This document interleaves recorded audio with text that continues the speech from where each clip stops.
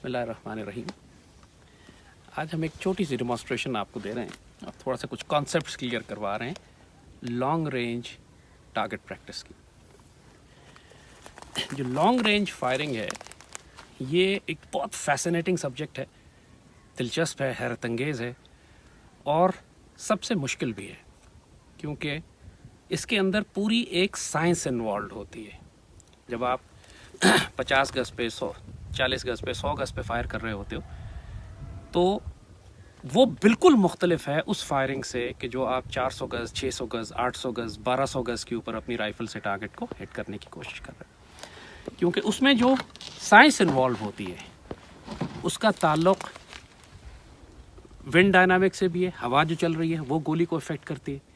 जो गोली आप इस्तेमाल कर रहे हैं उसकी अपने पावर के ऊपर भी, उसकी ताकत के ऊपर भी है कि वो कितना दूर तक फ्लाई कर सकती है।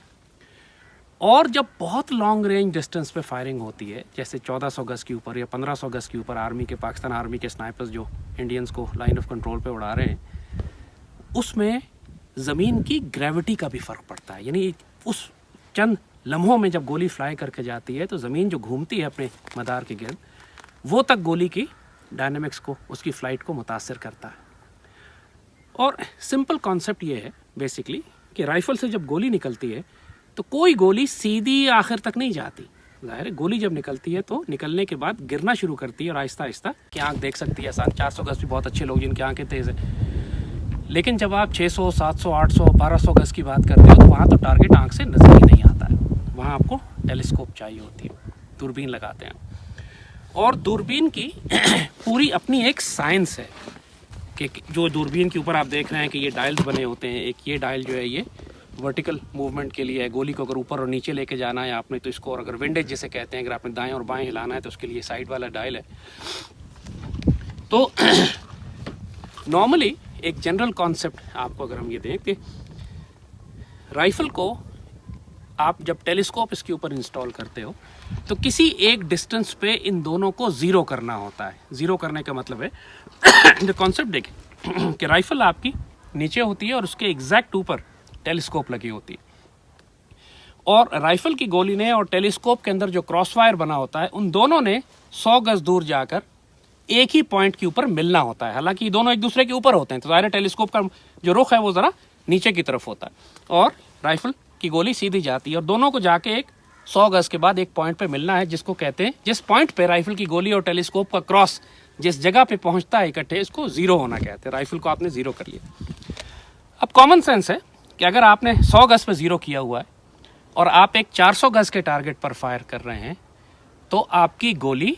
टारगेट पर लगने के बजाय उससे बहुत नीचे ज़मीन पर लग जाएगी। लिहाजा जब आप 400 गज के टारगेट पर फायर करेंगे तो पहले आप टेलीस्कोप के ऊपर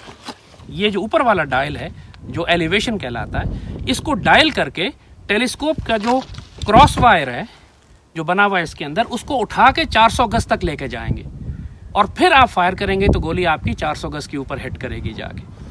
फिर अगर टारगेट आपका 300 गज पे आ गया है तो आप इसको फिर नीचे करेंगे, डायल आप नीचे करके इसको 300 गज पर आएंगे और फिर टारगेट से फायर करेंगे।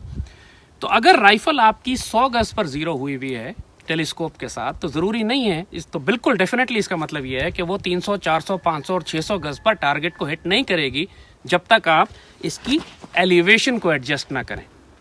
और जब आप एलिवेशन को एडजस्ट करते हैं तो जब डिस्टेंस बढ़ता है तो साथ साथ फिर आपको विंडेज भी एडजस्ट करनी पड़ती है कि जब गोली 600 गज तक ट्रैवल करती है हवा में तो साथ वो स्विंग करती है, घूमती है, लेफ्ट या राइट जाती है। तो विंड डायरेक्शन उसके लिए मैटर करती है, गोली की अपना फ्लाइट पैटर्न मैटर करता है। तो ये एक बहुत कॉम्प्लिकेटेड मैथमेटिक्स हो जाती है। यहाँ पूरी ट्रिग्नोमेट्री और अलजेब्रा और मैथमेटिक्स लगती है, पूरे फार्मूले लगते हैं, कैलकुलेशंस की जा रही होती हैं और इसीलिए आपको अपने टारगेट का एग्जैक्ट डिस्टेंस मालूम होना ज़रूरी है, जिसके लिए एक रेंज फाइंडर, वो भी हमारे पास यहाँ रखा हुआ था, एक रेंज फाइंडर एक डिवाइस होती है कि जिसको आप आजकल चूँकि आसान हो गया, लेज़र रेंज फाइंडर्स हैं, बाज़ार में मिल भी जाते हैं। तो आप इससे डिस्टेंस कैलकुलेट करते हैं पहले कि आप टारगेट कितने डिस्टेंस के ऊपर है। 300 गज पे तो आपने डायरेक्ट अपनी टेलीस्कोप में आप वो डायल करके इसको 300 गज पे ले जाते हैं और फिर वहाँ से उसको अपने टारगेट को हिट करते हैं। इसकी वजह से बहुत एडवांटेज हो जाता है। जो एक प्रोफेशनल हंटर है, एक शिकारी है, जब बैठा होता है किसी जगह के ऊपर शिकार करने के लिए, तो जाहिर है उसका जो हिरन या टारगेट उसका शिकार है वो उस पहाड़ी पे भी हो सकता है, उस पहाड़ी पे भी हो सकता है, वहाँ से भी निकल सकता है। तो एक अच्छे हंटर्स क्या करते हैं, और आर्मी के स्नाइपर्स भी, पाकिस्तान आर्मी के जो स्नाइपर्स लाइन ऑफ कंट्रोल पे बैठे हैं इंडिया के खिलाफ, वो भी यही करते हैं कि जब वो अपना एक नेस्ट बना लेते हैं, एक स्नाइपर नेस्ट उन्होंने बना लिया होता है, तो आसपास जितनी पहाड़ियाँ हैं उन सब की वो रेंजेस निकाल लेते हैं। उनको ये पता होता है कि ये पहाड़ी जो है या ये दरख्त जो है या ये इमारत जो है वो 600 गज पे है, वो 500 गज पे है, वो 400 गज पे है, वो 300 गज पे है, और ये सारी कैलकुलेशन उन्होंने अपने साथ ज़मीन पर कागज़ पे लिखी हुई होती है। और उनको ये मालूम होता है कि अगर मैंने 400 गज पे फायर करना है तो मैंने अपनी टेलीस्कोप के डायल को किस नंबर पे रखना है, इस पर नंबर लगे होते हैं। अगर मैंने 500 पे रखना है, 500 पे टारगेट है, तो मैं इसका डायल कितना करूँगा। सो अगर उस एक ख़ास घर की छत पे उसको एक इंडियन सिपाही नज़र आता है, तो वो फ़ौरन अपनी टेलीस्कोप के ऊपर वो नंबर डायल करता है 500 की रेंज सेट करता है और फिर उसको एम करता है। नहीं इज़ एग्जैक्ट एक पाकिस्तान आर्मी का एक स्नाइपर या इवन एक अच्छा शिकारी जब अपने शिकार पर जाता है तो उससे पहले बहुत होमवर्क उसको करना पड़ता है अपनी राइफ़ल को, अपनी टेलीस्कोप को, अपने वेपन को, अपनी गोली को समझने में। अगर आपने 150 ग्राम बुलेट के ऊपर फॉर एग्जांपल ज़ीरो की है अपनी राइफ़ल, तो 175 ग्राम बुलेट के ऊपर वो ज़ीरो काम नहीं करेगा, क्योंकि उस गोली की फ्लाइट डिफरेंट है। वो गोली भारी है 175 वाली, 150 ग्राम की जो बुलेट है वो हल्की है। तो ये भी मैटर करता है एग्जैक्टली जब आप ज़ीरो करते हैं एक लॉन्ग डिस्टेंस फायरिंग के लिए, तो आप एक कारतूस इस्तेमाल करें, वही राइफ़ल इस्तेमाल करें, वही विंड कंडीशंस हों आपके पास, और अगर इनमें से कोई कंडीशन चेंज हो जाती है तो आपकी लॉन्ग डिस्टेंस फायरिंग मुतासिर होगी, आप फिर अपने टारगेट पे हिट नहीं कर सकेंगे।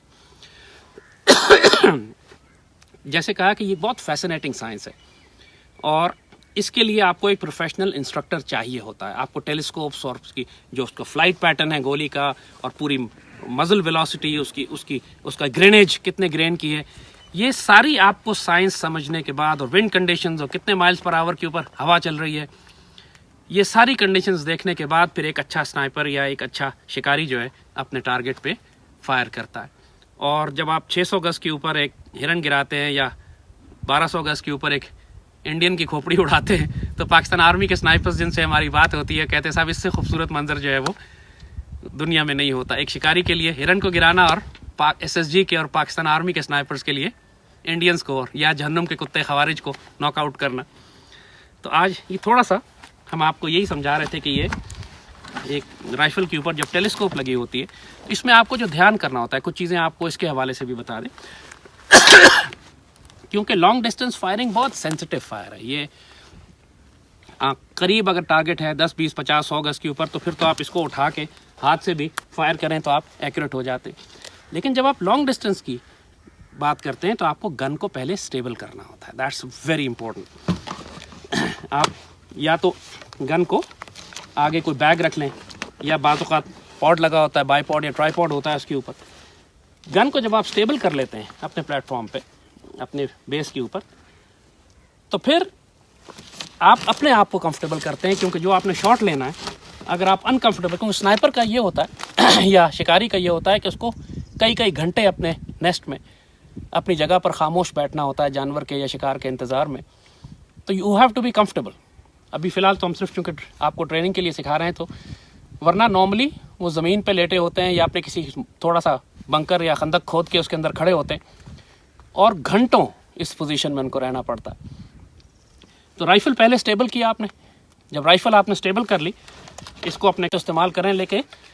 अगर अच्छी पोजीशन आपने बनाई हुई है तो लेफ़्ट हैंड आपका तकरीबन फारिग होता है, आप सिर्फ अपने आप को स्टेबल करने के लिए इसको इस्तेमाल कर सकते हैं। आप फिर टेलीस्कोप से अपने टारगेट को देखते हैं, और